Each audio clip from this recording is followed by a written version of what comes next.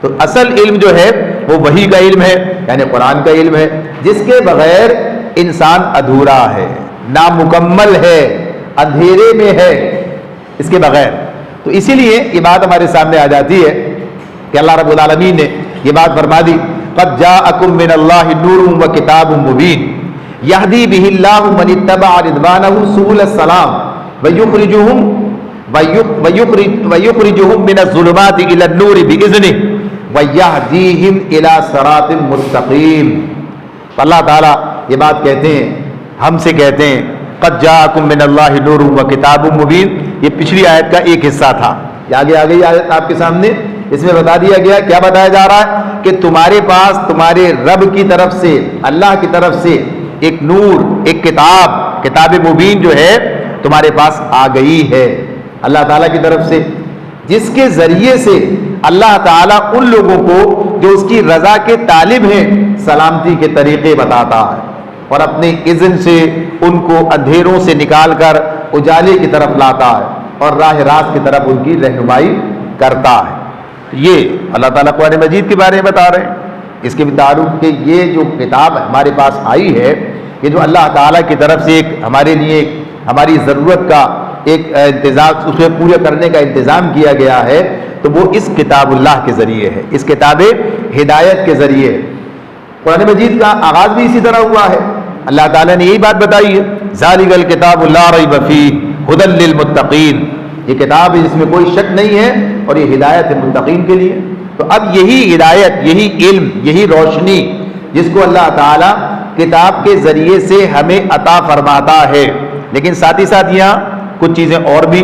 اس آیت کے اندر ہمارے سامنے رکھ دی گئی ہیں کہ یہ ہدایت کا معاملہ، یہ روشنی کا معاملہ، رہنمائی کا معاملہ کن لوگوں کے لیے ہے؟ یہ ان لوگوں کے لیے ہے کہ جو اللہ کی رضا کے طلبگار ہیں، یعنی اس میں یہی بات آ رہی ہے، اللہ تعالیٰ کہتے ہیں یہدی بہ اللہ من اتبع رضوانہ، جو اللہ کی رضا کا طلبگار ہے، اللہ کی رضا چاہتا ہے، کہ اس کے لیے بات ہے۔ تو اللہ تعالیٰ نے یہ بات ہمیں بتا دی ہے کہ جب انسان یہ طلب رکھتا ہے، اب یہ طلب ظاہر ہے کب پیدا ہوتی ہے؟ جب انسان اللہ کو پہچانتا ہے،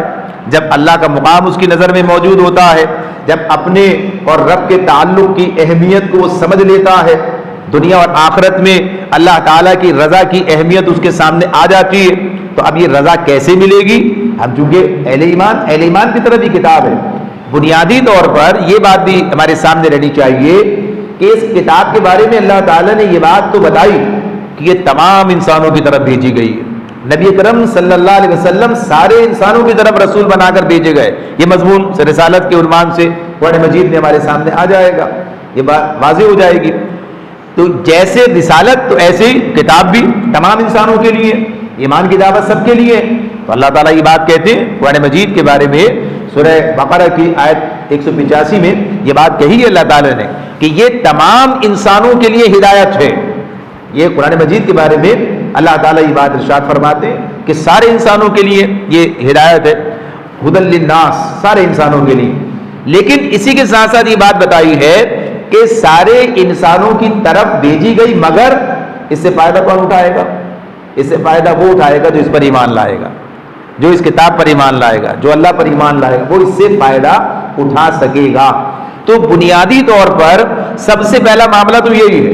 کہ جو آدمی ایمان لاتا ہے اور ایمان لانے کے بعد پھر اب ایمان کے راستے پر آگے بڑھنا چاہتا ہے، تو اسے یہ کتاب اللہ رب العالمین کی طرف پیش قدمی کا طریقہ بتاتی ہے، وہ راستہ اس کے لیے تجویز کرتی ہے کہ جس راستے پہ چل کر وہ اپنے رب کی رضا حاصل کر لیتا ہے، اور نتیجہ کیا ہے؟ کامیاب ہو جاتا ہے۔ اب اس میں کیا کہا ہے؟ سبل السلام۔ اس کے بعد اللہ تعالیٰ نے اگلا ایک لفظ استعمال کیا، سبل السلام۔ سبل السلام کیا ہے؟ سبل تو راستہ ہے، یعنی سلامتی کا راستہ، سلامتی کا طریقہ، جس سے سلامت روی کے ساتھ انسان دنیا بسر کر کے اپنی اصل منزل آخرت کی طرف چلا جائے گا، پہنچ جائے گا۔ تو اس کا نام ہی سبل السلام رکھا ہے۔ یہ بات ہمیں پتہ چلتی ہے کہ اصل سلامتی جس سے انسان کامیابی کے ساتھ، سلامتی کے ساتھ اپنے منزل تک پہنچ جائے، وہ راستہ قرآن مجید بتاتا ہے۔ اللہ تعالیٰ اس کے ذریعے سے کہا اور پھر یہ جو بات بتائی کہ اس کے ذریعے سے اللہ تعالیٰ من الظلمات ویخرجہم من الظلمات الی النور باذنہ، اللہ اپنے اذن سے ان کو یعنی جو اس کتاب کے ساتھ تعلق قائم کرتے ہیں، اس کتاب سے رجوع کرتے ہیں، ان کو اللہ تعالیٰ اندھیروں سے نکال کر روشنی میں لے آتا، اندھیروں سے نکال کر روشنی میں لے آتا۔ تو یہ اندھیرے کیا، جیسے ایک بات تھی کہ جو اس وحی سے محروم ہے وہ اندھیرے میں، وہ تاریکی کے اندر ہے، وہ ادھورا اور نامکمل ہے۔ تو یہ جو روشنی ہے، یہ جو روشنی ہے، یہ علم کی روشنی ہے، یہ ہدایت کی روشنی ہے جو اللہ تعالیٰ کی طرف سے اس کے ذریعے ہمیں ملتی ہے۔ تو یہ جو اندھیرے اور اجالے کا جو فرق ہے، جسے انسان اچھی طرح سمجھتا ہے اور کہتا ہے کہ علم روشنی ہے، یعنی جس کے ذریعے سے انسان اصل حقیقت تک پہنچ سکتا ہے۔ یعنی علم کیا ہے؟ کسی چیز کے بارے میں آگہی، یعنی آپ جانتے ہیں کہ یہ چیز، جو بھی چیز آپ کے جس کے بارے میں علم کا معاملہ ہوتا ہے کہ اس کی ماہیت کے حوالے سے، اس سے اپنے تعلق کے اعتبار سے، اس کی حقیقت اور حیثیت کے اعتبار سے، اگر علم ہے تو صحیح تعین کریں گے، اس کا صحیح استعمال کریں گے۔ تو یہ گویا کہیے کہ دنیا کے اعتبار سے، تو آگے بات کرتے ہیں اس حوالے سے کہ کتنی ضرورت اور اس کو اپنے سامنے رکھنا۔ تو پہلی بات یہی ہے کہ اللہ تعالیٰ اس قرآن مجید کے ذریعے سے ہمیں اندھیروں سے نکال کر روشنی میں لاتا ہے اور راہ راست کی طرف ان لوگوں کی رہنمائی کرتا ہے جو اس کتاب کے ساتھ تعلق قائم کر لیتے ہیں۔ اور یہ بات بار بار کہی ہے، بتکرار کہی ہے، اللہ تعالیٰ نے اہل ایمان سے اپنے رشتے کو قائم کرتے ہوئے یہ بات واضح ہمارے سامنے کر دی ہے کہ یہ انتظام اللہ تعالیٰ کی طرف سے مقرر بار بار بیان کیا گیا۔ سورہ حدید کی آیت آپ کے سامنے ہے، اس میں اللہ تعالیٰ ارشاد فرماتے ہیں هو الذی ينزل على عبده آیات بینات لیخرجکم من الظلمات الی النور وان اللہ بکم لرؤوف الرحیم۔ واللہ ہی تو ہے جو اپنے بندے پر صاف صاف آیتیں نازل کر رہا ہے تاکہ تمہیں تاریکیوں سے نکال کر روشنی میں لے آئے۔ پر حقیقت یہ ہے کہ اللہ تم پر نہایت شفیق اور مہربان ہے، اللہ تم پر نہایت شفیق اور مہربان ہے، یعنی اس کی شفقت اور اس کی رحمت کا مظہر ہے کہ وہ ہمیں یہ علم عطا کرتا ہے، وہ ہمیں اندھیروں کا مسافر نہیں رہنے دیتا، وہ ہمیں روشنی اور اجالے کی طرف لے آتا ہے، یعنی جس کے اندر جو ہے ہم پوری اپنی